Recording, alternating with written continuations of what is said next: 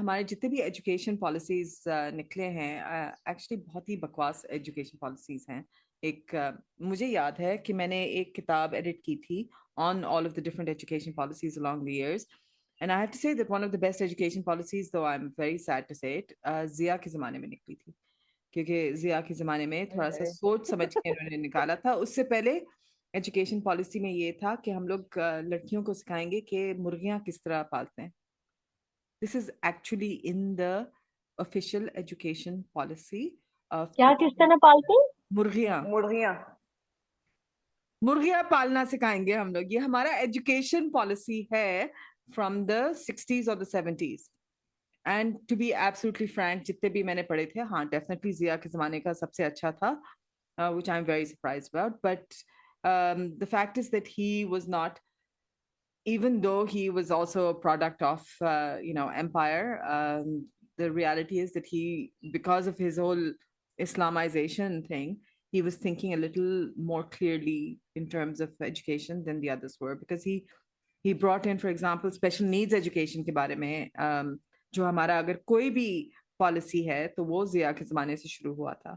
And he brought in Islamic education, which is actually a good thing for us in many ways, whether people agree with it or not। और जिससे मुझे actually बहुत चिढ़ है, क्योंकि जब मैं अंग्रेजी की टेक्स्ट बुक लिख रही थी तो उनका क्या, हमारे पब्लिशर का क्या रिक्वायरमेंट था कि हर किताब में पहला चैप्टर कोई इस्लामिक स्टोरी होना जरूरी है। आप उसके बगैर अंग्रेजी नहीं पढ़ा सकते हैं, जो मुझे समझ में नहीं आ रहा है। जब आपने उर्दू में भी, आपके जितने भी उर्दू टेक्स्ट बुक्स होते हैं इतने बकवास होते हैं, क्योंकि आप उसमें सिर्फ उनको मोरालिटी सिखा रहे होते हैं, आप उनको इस्लाम सिखा रहे होते हैं, आप कहानियां नहीं सिखा रहे होते हैं। तो आपकी उर्दू इतनी ही बकवास होती है और लोग पढ़ना भी नहीं चाहते हैं। और फिर उसके ऊपर आपकी टीचर्स भी जो होते हैं इस्लामियात के और उर्दू के, वो भी आई डोंट नो कहाँ से निकल के आते हैं। लेकिन मेरी हर उर्दू और इस्लामियात टीचर बहुत ही I सख्त want to किस्म tell की। you, I want to tell you, there's only one person in the whole world who made me fall in love with Urdu language, and she was not even my Urdu teacher. This woman used to be Mama School ke andar. She used to teach Urdu to the commerce section, but she was also the council head for the Urdu Literary Society, which meant that if senior students, because I was in 9th or 10th grade, if you had to go and you had to participate in the Urdu elocution, you had to go and rehearse in front of her. Now, I was pushed into Urdu elocution because at that time my Urdu was absolutely rubbish. And I am admitting it was rubbish because I have a mother who हाँ, cannot लेकिन तुम speak in Urdu till Bengali हो date. ना, ठीक ये है? तो हाँ, फर्क ये तो है। अब वो, मगर पैदा तो यही हुई हूँ, शर्मिंदा होना चाहिए मुझे, हाँ खैर। stop saying that, stop defending your friend here. I was born Sounds in like a Pakistan. very classy thing to say कि my Urdu was rubbish. Rubbish, बिल्कुल Makes it सही, so बिल्कुल Exactly. relevant. Rubbish. But I have to तो say this is see, this bad is the because my father importance. is a Pakistani, right? My father is Pakistani. Now, coming back to this Urdu teacher. Now, what she did was that I was then pushed into this Urdu elocution thing. I was told कि नहीं, आप जाएं और आप जाके इसमें आप हिस्सा लेंगे, क्योंकि इस वक्त तक तो मैं इंग्लिश एलोक्यूशन का पार्टिसिपेट करती थी. Now, I picked up this poem by Ibn Insha जब उनकी नगदी खत्म हुई. You would expect that this Urdu teacher is going to be like an Urdu teacher. But I have to tell you, she made that poem come alive in such a classy way, that I did not develop a love for wearing saris because of my mother, who's Bengali. I developed a love for saris because of this Urdu teacher. Yeah. Because the way she would carry herself was just so amazing, and the way she would explain it. By the way, with my rubbish Urdu, उस elocution में मुझे first prize मिला था.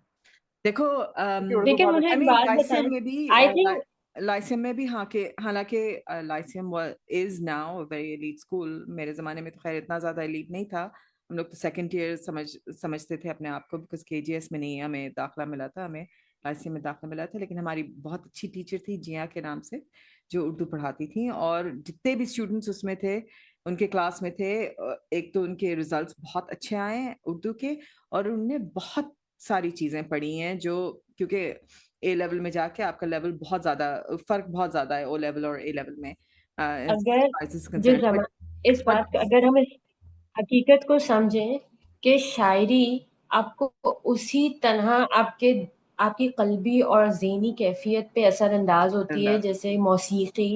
ये वो चीजें हैं जो आपको अंदर से तब्दील करती हैं। शायद इसीलिए इतना इस उर्दू को इस जगह लाने के बावजूद भी इतना खौफ है कि आप डॉक्टर मोहम्मद इकबाल को नहीं पढ़ाते, अल्लामा इकबाल को, क्योंकि वाकई उनका कलाम ऐसा है कि वो आज भी लोगों के सोचने के नजरिए को शायद बदल दे।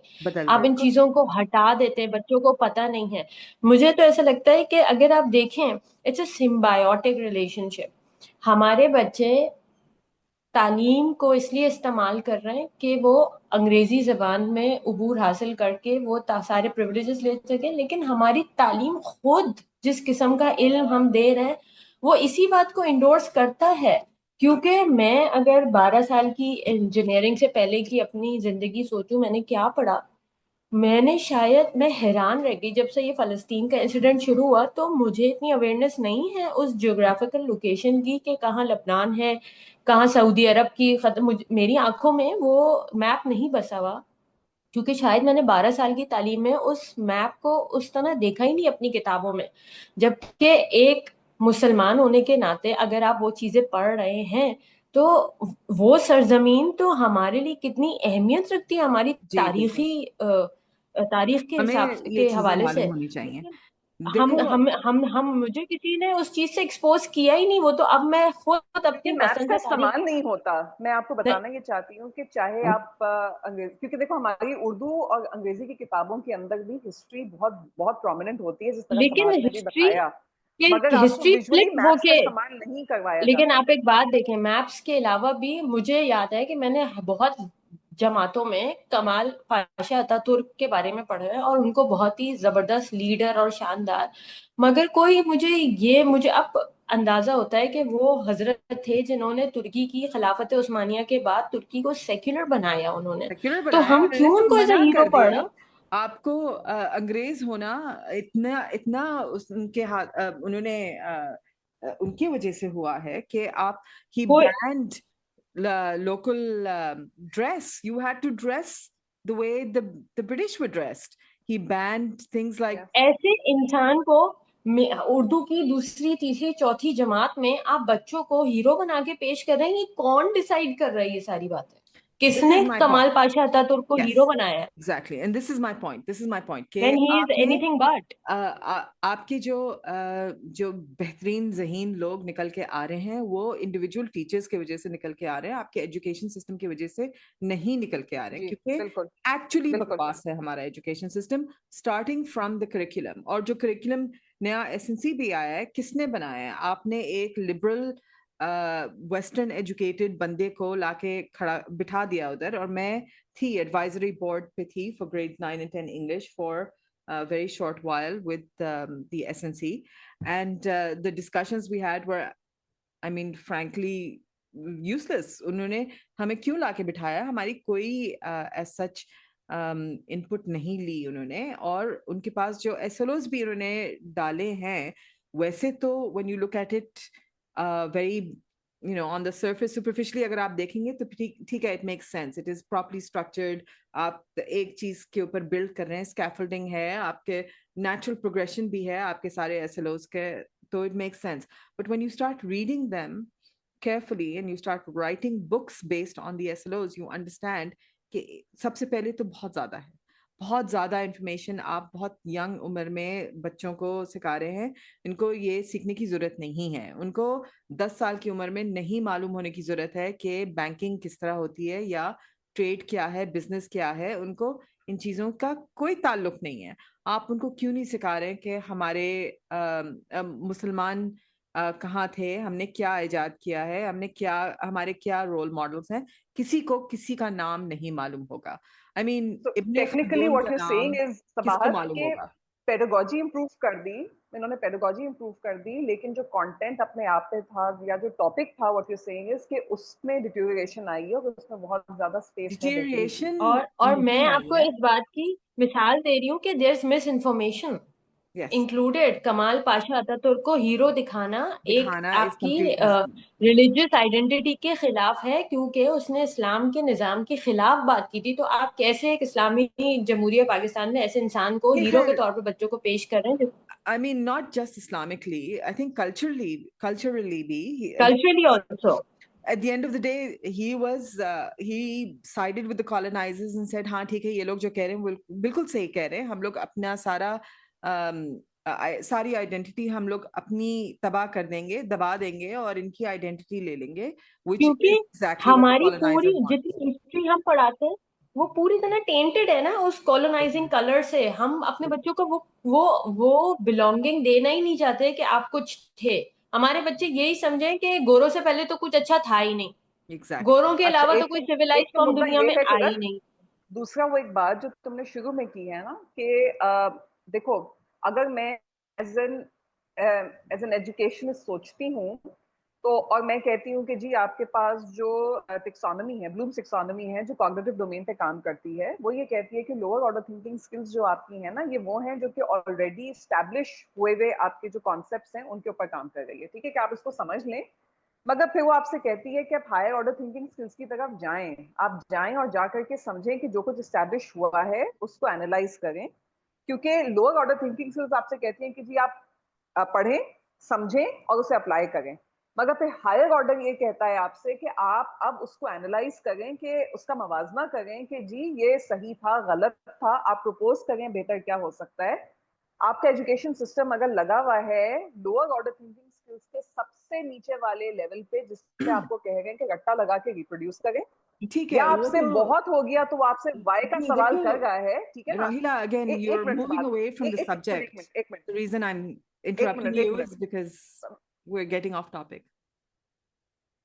I'm coming back to it. I'm explaining why I'm talking about this is because आप अगर एक कॉलोनियल माइंडसेट की बात कर रहे हैं, हमने एजुकेशन सिस्टम की बात की ना, हमने कहा कि पाकिस्तान के अंदर अगर आपको आगे बढ़ने के लिए कहा जा रहा है कि सिर्फ रट्टा लगा के समझ के रिप्रोड्यूस करना काफी है और बाहर का एजुकेशन सिस्टम बेहतर है, इसलिए क्योंकि उसका एसएलओ उनसे कहेगा कि हायर ऑर्डर थिंकिंग स्किल्स की तरफ जाओ, तुम सीखो, समझो, नई चीजों के ऊपर आओ, और आपसे कहा जाएगा कि जो कुछ वो करके आ रहे हैं ना, आप सिर्फ उसको रट्टा लगा के एज ए लेबर लेकिन अंदर चले जाओ। नहीं नहीं राहिला, मैं तो नहीं, कहती राहिला हूँ ये आप रट्टा गलती ही है। लगवा देते। मैं बिल्कुल नहीं नहीं, मैं देखो, रट्टा लगाने को तैयार हूँ, मगर आप मुझे सही हिस्ट्री देते। बच्चे एग्जैक्टली, रट्टा लगा लें इस दैट्स द बात पॉइंट। का तो कि आपकी मुसलमान 400 एसएलओस, साल पहले कर क्या रहे राहिला, थे। अगर आप एसएलओस पढ़ेंगी तो आप देखेंगी कि हायर ऑर्डर थिंकिंग स्किल्स हमारे करिकुलम में हैं।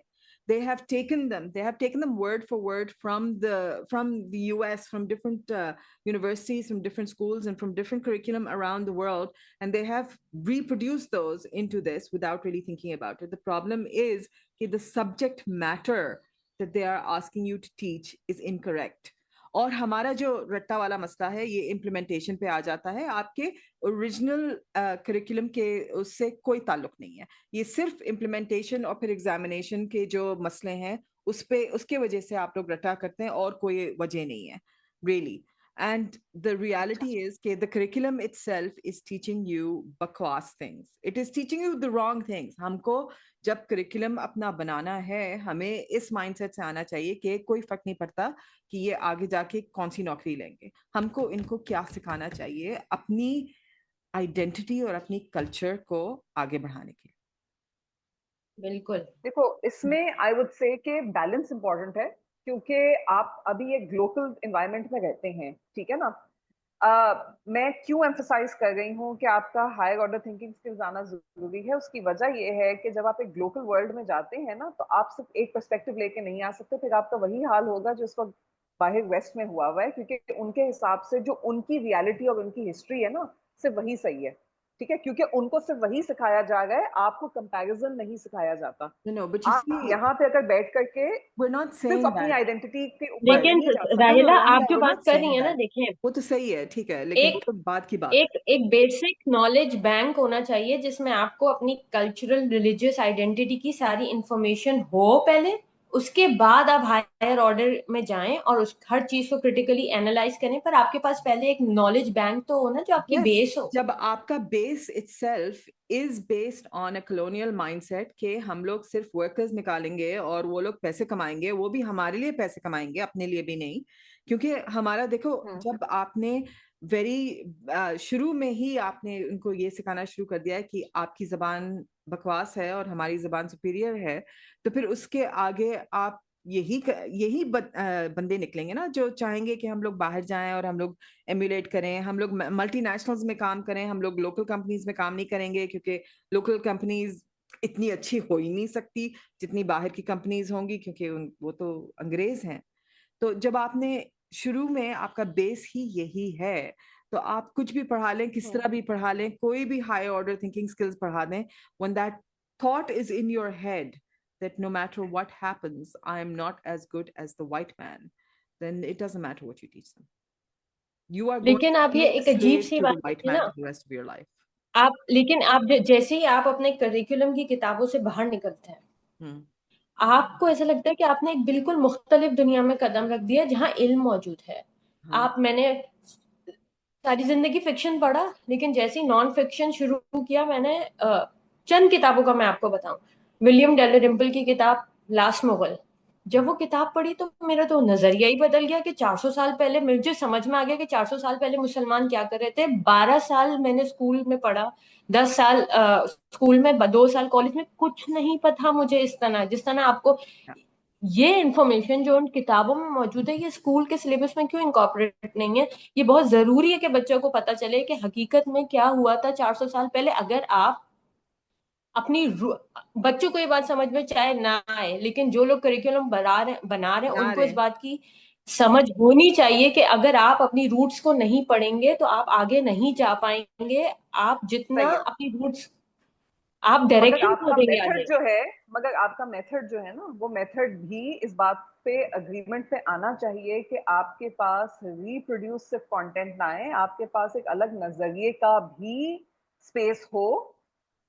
अगर आप एग्जाम में नहीं देना चाहते ना, क्योंकि आपके पास इस वक्त पूरा सिस्टम या मशीनरी नहीं खड़ी हुई है, तो कम से कम जो कॉन्वर्सेशन क्लासरूम के अंदर हो रही हैं, स्पेशली इन एरियाज, मैं तो एक्चुअली कहूंगी साइंसेस के अंदर भी, कि अगर एक्स तरीके से काम हो सकता है। लेट्स से हम बात कर रहे हैं हेपेटाइटिस की, ठीक है, हमने अभी तक बात की ना, ह्यूमैनिटीज की हमने बात कर ली, हमने हिस्ट्री की बात कर ली, हम बात कर रहे हैं हेपेटाइटिस की। हम कहते हैं कि जी हेपेटाइटिस सी जो है इसका इलाज नहीं है आपके पास, क्यों? क्योंकि बार बार म्यूटेशन हो जाती है जीन की। आपके पास ये कॉन्वर्जेशन बताने के बाद, ये कॉन्वर्जेशन कहीं ना किसी पॉइंट पे होना तो जरूरी है ना, कि अच्छा ठीक है, इससे पहले भी कोई ना कोई ऐसा वायरस तो आया होगा ना जिसका इलाज नहीं रहा होगा, तो इसके ऊपर क्या पॉसिबिलिटीज हैं। ये कॉन्वर्जेशन कब होती है? लोग सोचते कब हैं? बच्चे क्लासेस में सोचने की मशक करते कब हैं? जबकि सच ये है कि आपके पास जो इस वक्त घर में बच्चा पैदा होकर स्कूल जाने से पहले आता है ना, वो बच्चा जिस तरह से पढ़ रहा है, जिस तरह से वो सीख रहा है, जो कि किसी करिकुलम को फॉलो नहीं करता, वो एक बहुत बड़े कैनवस के ऊपर चीजें सीखता है और सवालात करता है। नेचुरली बच्चा क्यूरियस होता है और वो आपसे सवालात करता है। आप उसे कंटेन करते हैं क्लासरूम के अंदर। तो क्लासरूम का तो एनवायरनमेंट ही है कि सवाल करने की सलाहियत को स्नप किया जाए। बिल्कुल। अगर क्लास का जो बच्चा होता है जो सवाल करता है टीचर से, टीचर भी उसे नापसंद करती है और क्लास के सारे बच्चे उसे नापसंद करते हैं, क्योंकि वो क्लास का टाइम वेस्ट करता है। तो ये सारी चीजें सवाल करके टाइम वेस्ट करता है वो।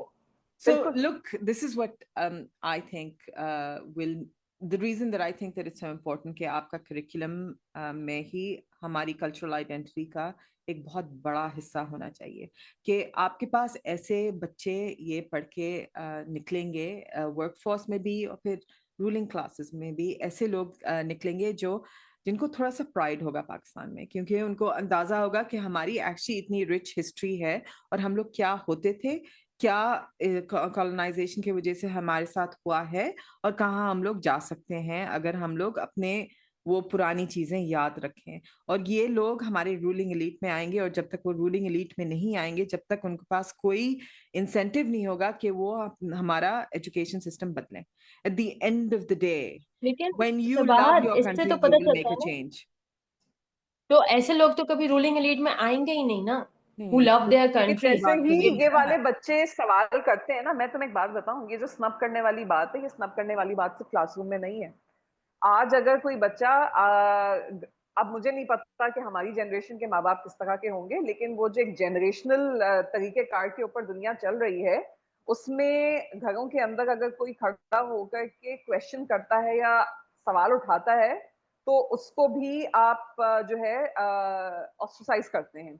आप काम करने जाएं और काम करने वाला बच्चा अगर खड़ा होकर ये कहेगा किसी मीटिंग के अंदर, ये सारी मीटिंग्स, वो सारी कंपनीज जो आपसे ये कहती हैं कि ओ वी एम्पावर पीपल और हम चाहते हैं कि लोग जो हैं वो खुल के बात करें, ठीक है ना, वो खुल के बात सिर्फ वही कर सकते हैं जो कि वैलिडेट करे उन सारे इलीट क्लासेस के लोगों को कि जो वो बात कह गए हैं मॉडर्निज्म के नाम के ऊपर और एम्पावरमेंट के नाम के ऊपर, अगर उनकी बात को वैलिडेट कर दिया जाए तो वो बात सही है। अगर कोई जरा सा पलट के अलग से सवाल करता है ना, तो उसको रहने नहीं देंगे आप उधर। तो आपका जो ये कहानी ये एम्बेडेड है। Gee, I agree. But you see, we don't recognize this. And I think that it's something that हमें खुद इसके बारे में थोड़ा सोचना चाहिए कि पूरी दुनिया हमेशा बदलती है, कोई ऐसी जगह नहीं है कि नहीं बदल रही है, राइट? हमारे पास हम लोग अगर बाहर के कोई एग्जांपल्स देख भी लें तो फिर ये सोचें कि 1940s शिकागो में Al Capone was gangster in Chicago and ही छाया हुआ था पूरे शहर पे, और वहां पर जो करप्शन था वो डीप रूटेड था, इतना डीप रूटेड था कि किसी को समझ में नहीं आ रहा था कि ये किस तरह बदलेगा, from your justice system all the way down to the lowest beat cop on the street. And in 30 years it changed. In 30 years, that was one generation, it changed because people wanted it change or because there were external forces. हमारे पास भी external forces आए हुए हैं, हमें obviously ये सारे external forces अभी नजर नहीं आ रहे हैं, लेकिन बहुत सारी दुनिया में इस दफा अभी जो एक्सटर्नल फोर्सेस हैं, स्टार्टिंग फ्रॉम पैलेस्टाइन, फलस्तीन के जो लोग हैं, जो जो इंफॉर्मेशन वो लोग फैला रहे हैं, हमें उनको बहुत करीब से पढ़ना चाहिए, हमें देखना चाहिए, क्योंकि वो लोग बहुत समझदारी वाली चीजें हमें बता रहे हैं कॉलोनाइजेशन के बारे में स्पेशली। लेकिन उसके साथ साथ आपके पास अदर फोर्सेस भी हैं, जैसे ब्रिक्स के नेशंस आ गए हैं, जो अभी ग्लोबल समूद जा रहा है, फलस्तीन पहुंचने वाला है। इससे पहले इतना बड़ा ग्लोबल समूद कभी था ही नहीं। Almost 50 boats are about to land in Gaza. Inshallah, they will actually get to Gaza this time and not be stopped by Israel. But all of a sudden there's like a change that's happening around the world, and whether we realize it or not, it's going to affect us as well, and it will probably affect us for the better. The problem that I have with people who say कि ये इस तरह है और ये बदलने नहीं वाला है, is that आप मायूस होके फिर कुछ नहीं करते हैं, खुद कुछ नहीं करते हैं ना, फिर आप गिव अप कर देते हैं कि कोई चीज बदलने नहीं वाली है। ऐसी बात नहीं है, हमेशा पूरी देखो मायूसी कन्वर्सेशन नहीं है, आइडेंटिफिकेशन इंपॉर्टेंट है। देखो बात मायूसी की नहीं है। अगर हम मायूस होते फॉर एग्जांपल, तो इतनी सारी आवाजें जो इस वक्त चल रही हैं दुनिया के अंदर वो खड़ी नहीं होती, ठीक है। हम उनमें से चंद एक आवाजों में से एक हैं। दूसरा, मेरा मानना ये है कि अगर चेंज आपको लगता है कि इस वक्त नहीं आ रहा या नहीं आएगा, वो सारे लोग जो मायूस होकर बैठ रहे हैं, आप कम से कम जूते में पड़ा हुआ एक कंकड़ जरूर बन के तंग कर सकते हैं। कि आप ये मत समझें कि जिंदगी जो है ना आपकी स्मूथ चलती रहेगी इस पागलपने के अंदर, कहीं ना कहीं वो छोटा सा कंकड़ बन के आपको इरिटेशन मिलती रहेगी और नाक के अंदर एक चूटी काटती रहेगी आपको। और इस बात की ना अंडरस्टैंडिंग होनी चाहिए कि 10 में से 10 लोग एक कॉल को रिस्पॉन्ड नहीं करते। बिल्कुल, मुश्किल से 10 में से एक इंसान अपने अंदर ये कैपेसिटी डेवलप करता है कि to go against the current. Important ये है कि आप इस चीज को समझें कि जरूरी नहीं है बिलोंग करना। अगर आप एक ऐसे कमरे में बैठे हुए हैं, वहां 20 लोग हैं जो एक तरह से सोच रहे हैं और आप उससे मुख्तलिफ तरह बात करते हैं। 20 लोग अगर कोक पी रहे हैं और आपको उनके दरमियान बिलोंग करने के लिए कोक पीना जरूरी नहीं है।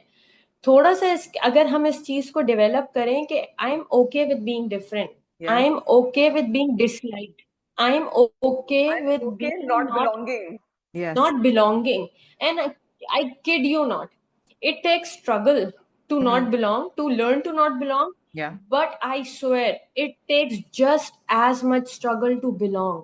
Yeah. क्योंकि belong करने के लिए भी आपको बहुत मेहनत करनी पड़ती. It's a choice you make. Whether you choose to belong or not belong. Constant choice है ये, क्योंकि constantly Absolutely. अगर आपके अंदर वो कीड़ा जगा हुआ है ना सुरतुलैन, जहाँ पे आप कह रहे हैं कि नहीं ये सही नहीं है, तो बिलोंग करने के लिए जितनी दफा आप उस कीड़े को मारेंगे, आपके अंदर भी कुछ ना कुछ मर रहा होता है, हमेशा मर रहा होगा, आप ज़हनी तकलीफ में होंगे. And I have great hopes with young people, क्योंकि I understand there is a generation before me who are just so enslaved by the idea of belonging and to caring about what people think, but it is the young people who have the capacity to go against the current and not belong. और मैं आपको एक बात बताऊं, I have done this and I would tell people हो जाता है. It takes कोई भी, हमने इंजीनियरिंग में पढ़ा था कि जब भी आप कोई नया सिस्टम बनाते हैं तो उस सिस्टम के शुरू में there is a transient period और उसके बाद वो सिस्टम स्टेबल हो जाता है. बहुत थोड़ा वक्त लगता है लोगों को ये रियलाइज करके एडजस्ट होने में कि आप इस तरह सोचते हैं. वंस दे रियलाइज कि आप इस तरह सोचते हैं, फिर वो एक स्टेबिलिटी आ जाती है, क्योंकि अब वो आपसे वही चीज एक्सपेक्ट करने लगते हैं. And it's not new. वो गॉसिप भी पुरानी हो जाती है कि ये कर रहा है, कोई नई गॉसिप आ जाती है. तो you know it is just a matter of time जहां आपको वो रेजिस्टेंस फेस करना पड़ेगा. उसके बाद आपका क्राइटेरियन डेवलप हो जाता है कि ये इंसान हमसे मुख्तलिफ है. और ये एंड पीपल एक्चुअली सबकॉन्शियसली ही सही, दे रिस्पेक्ट पीपल. जो इंसान प्रिंसिपल्ड होता है, people tend to respect people who have the courage to stand by what they believe in. चाहे वो आपको माने या ना, आपके साथ अग्री करें या ना करें, people naturally respect those. अगर आप जो है वो एक ढोल है जो कभी इधर बज रहा है और कभी उधर बज रहा है, जिस तरफ टाइट जा रही है आप उसके साथ जा रहे हैं, I kid you not, उसमें रिस्पेक्ट नहीं है. So it is important that you allow yourself the discomfort. हमें यहाँ पर खत्म करना है ये वाला podcast. हम लोग actually we can come back to this next week because I think this is a very interesting conversation. कि हम लोग how much we resist and how easily we adapt to the status quo, and resistance. I think resistance is a conversation we should have, but we have to stop. Yep. And it is brilliant. So how resistance and gender. how and it is brilliant how हम अपने बच्चों को जो story सुनाते हैं उनमें सारे heroes dissenters होते हैं, रेजिस्टेंट वॉरियर्स होते हैं. Always. लेकिन हम उस बच्चे को रेजिस्ट करने की कैपेसिटी नहीं देते.